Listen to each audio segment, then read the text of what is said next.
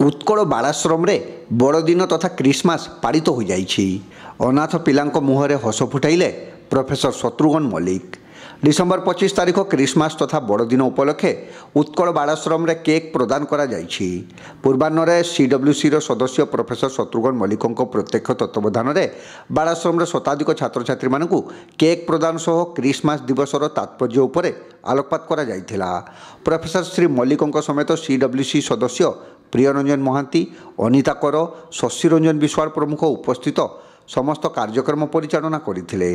तेबे प्रोफेसर श्री मल्लिकों एभली महत् कार्यक्रम को विभिन्न महल में प्रशंसा करा जाइछि। आज समग्र विश्व रे क्रिसमस डे पालन होगा सहित बड़दिन पालन होता है। यही अवसर रे बालेश्वर स्थित उत्कल बालाश्रम शाखा बालेश्वर रे आमे पिला मानक सहित ए दिवसटी को पालन करने स्थिर करथिलु। आज कार्यक्रम रे आम शिशु मंगल कमिटर सदस्य प्रियरंजन महांती एवं अनिता कर से उपस्थित थिले। आमे स्थिर कलु जे पिला मानक सहित किछि समय आमे बितेइबु।